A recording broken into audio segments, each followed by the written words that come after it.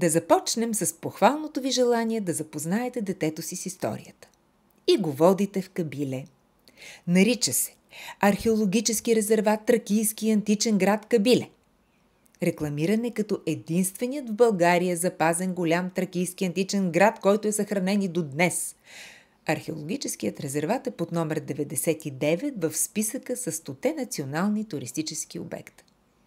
Историята му започва от края на второто хилядолетие преди Христа. Селището било превзето от Филип Македонски през 341 година преди Христа, а по-късно за известно време там пребивавал и самият Александър Македонски. Съхранено място е това. Няма шега. Там работи една мила жена, която е осиновила и няколко кучета и се грижи за тях.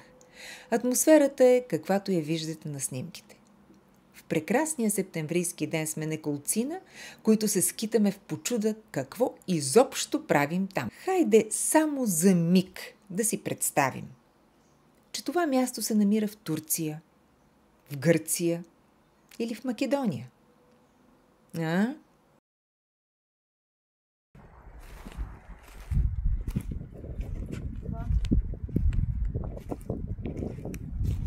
Добре, какво е това според теб? Кое? Не знам, това, което виждаме, това е... Нещо. Нещо. Румънски Роман Бац. Римски бани от 3-4 век. Там го пише, да.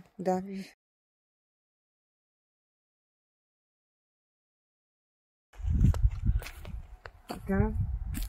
Един от примерите за поддържането на уникалните, изключителни археологически обекти. Един от 40 000 парчета. Това е много важно да се каже. Това, може би, са представлявали римски бани.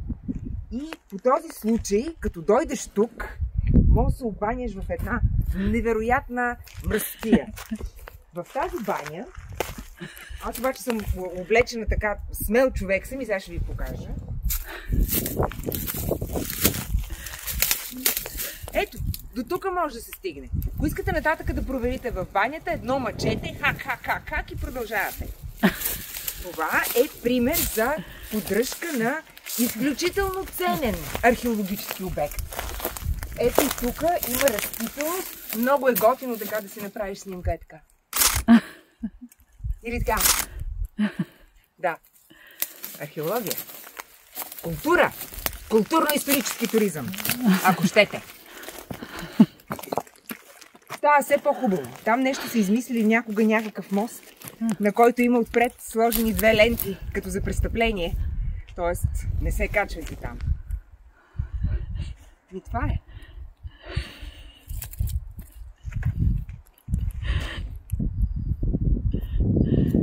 Иначе, ако не друго, поне сме убедени, че тези хора наистина често са ходили на баня. 3-4 век. 3 и 4 век. Слава Богу, че не им се налага сега да живеят в Плевен. Археология, бе, ма красота. И веднага ти става ясно кое какво е. Тук блика от живот, гидове ти разказват, обясняват ти. Да видим какво разказва за това уникално място Националният туристически портал, който би трябвало да е лицето на нашия туризъм, както за българи, така и за чужденци. Търся и намирам. Това е националният сайт България откри и сподели. Влизам аз в сайта и искам да посетя античен град Кабиле, град Ямбол.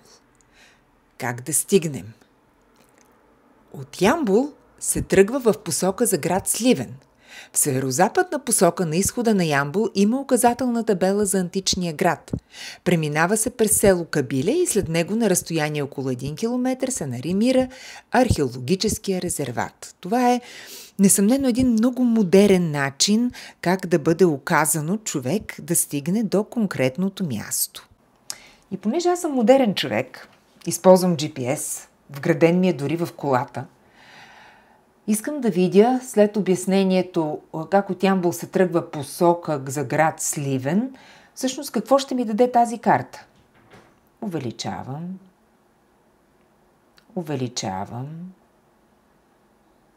Тук направо вече имам чертеж на римските терми. Но от това не ми става ясно как да стигна.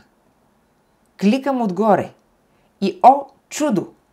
Ако ръчно въведа координати север 42.5481667 и изток 26.484181, направо там ще стигна. Ето това е модерният начин, по който Националният туристически сайт ми предлага да намеря конкретно Кабиле. Всичко се прави за 100 години напред, а не просто да се направи.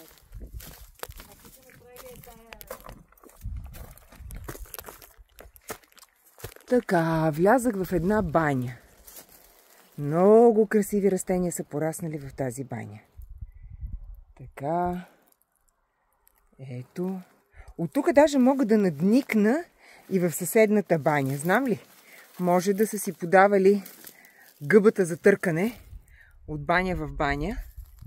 И то се вижда колко е красиво, поддържано. Красота, бе! Ето това се нарича опазване на исторически археологически обект. От тук може при добра фантазия може да го наречем и древноримско погребение. С малко съвременни строителни елементи в него. Така, ядраш, моля те, аз искам да се приближа до този изключителен обект. Може да проследиш как се опитам да стигнеш до него.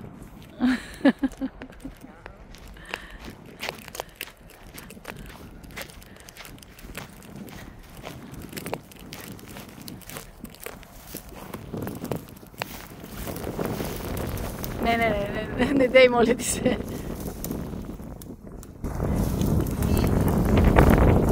Да, всъщност. Точно до този исторически обект е малко трудно да се стигне, но можем да гарантираме, че той е достойно опазен в черен плащ. Разбира се, не става дума за какво се отнася. Това може да е била древноримска кухня, например.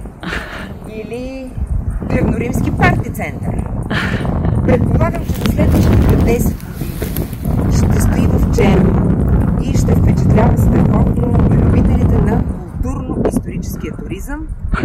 Ако тръгнете през полето и вървите нагоре, и стигате до един уникален древноримски навес. Тук, вероятно, са си правили следобедното древноримско кафе. Сега, за мен остава абсолютна загадка от кой римски период е тази постройка. Очевидно е обримчена в следите на времето и свободно растящата зеленина. Но сега това се чудя, което тук е сложено, това дали е за древноримско простиране на пране или е опит за древноримска лоза. Така.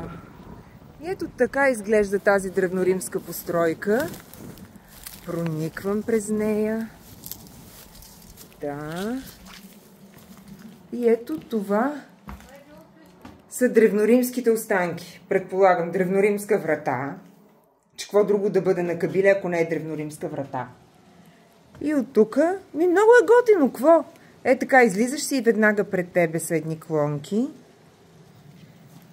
И аз съм убедена, че любителите на културно-историческия туризъм страшно много се снимат тук, защото това е много автентично.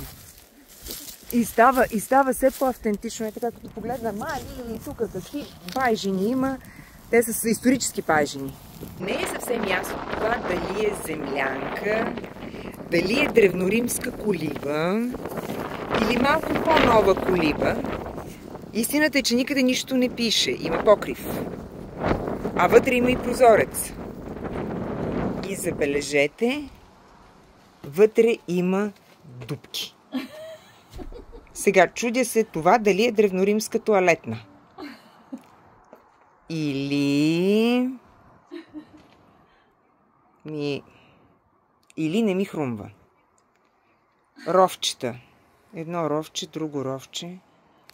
Така. Какво да кажа? Може да са били резервуари за вода. Примерно. Резервуари за вода. С такъв резервуар, извинявай, ама и съдовете си не мога да измиеш. Така. Сега, тук никъде няма табелка, нещо да ни казва какво е. Това може тук да се си мили само краката. И като си измият тук краката, и след това влизат ето тук, за да си измият и останалото. Сега, ето там, държа да отбележа, има една страхотно ефектна древноримска паежина. Плътна, хубава паежина. Според моята приятелка това е изключително интересно място, защото минахме покрай един надпис, който трудно се чете. Но все пак от това, което успяхме да прочетем, е, че това е баня за простосмъртни. Ето е тук така.